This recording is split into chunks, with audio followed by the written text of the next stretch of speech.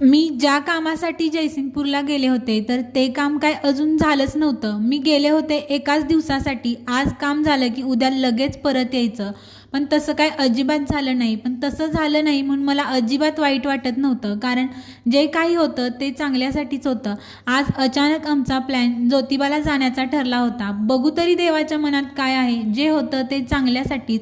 मी ज्योतिबासाठी निघाले होते, पण अर्ध्या वाटेत सुद्धा गेली नाही तोपर्यंतच कॉल आला की माझं काम झालं आहे. तर हेच माझ्यासाठी चांगलं होतं आणि माझं देवदर्शनसुद्धा एकदम व्यवस्थित झालं. हे पण काही कमी आहे का? तर ज्योतिबाच्या मंदिराकडे जाताना कायम पाऊस असतोच आणि यावेळी तर काय पावसाचेच दिवस होते.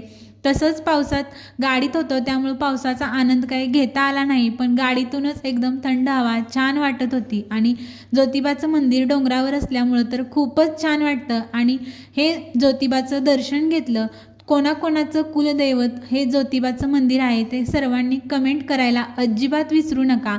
इतकी गर्दी होती तरीसुद्धा आम्हाला फक्त अर्धा तासच लागला. पूर्ण दर्शन व्यवस्थित आणि छान असं झालं. मंदिराच्या बाहेर असा गजरावाला होता, तर दाजींनी सर्वांना असे गजरे घेऊन दिले.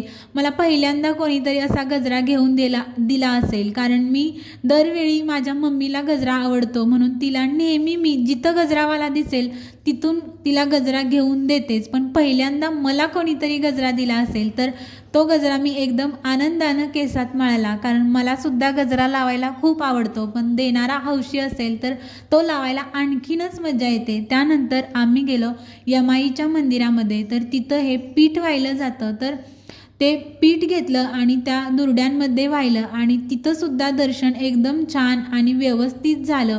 मंदिराच्या बाहेरच अशी काहीशी मांडणी केली होती. तर ती कशासाठी केली होती मला पण माहीत नाही. मी सुद्धा सगळ्यांची बघून व्यवस्थित अशी त्या दगडांची मांडणी केली आणि माझीसुद्धा ती व्यवस्थितच झाली. नंतर आम्ही डोंगरावरून खाली उतरलो. आम्हाला जेवण करायचं होतं, तर एका मोकळ्या जागेत आम्ही जेवण करायला थांबलो. तर तिथं अशी मुंग्यांची वारुळं दिसली. ही वारुळं आम्ही लहानपणी खूप पाहिली आहेत आणि ही बऱ्याच दिवसांनी आज मी पाहिली होती. आणि तिथं मोकळ्या मैदानावर आम्ही सर्व जेवण घरातूनच बनवून नेलं होतं, कारण माणसं पण खूप होती आणि घरचं जेवण बाहेर गेल्यावर त्याची चव काहीशी वेगळीच लागते. आणि सगळ्यांनी नवीन नवीन आयटम बनवून आणले होते, त्यामुळे सगळ्यांच्या हातची चव घ्यायला तर खूप मजा येतेच. आणि एवढ्या सगळ्यात आम्ही दर्शन घेईपर्यंत आणि जेवण करेपर्यंत जरासुद्धा पाऊस आला नाही.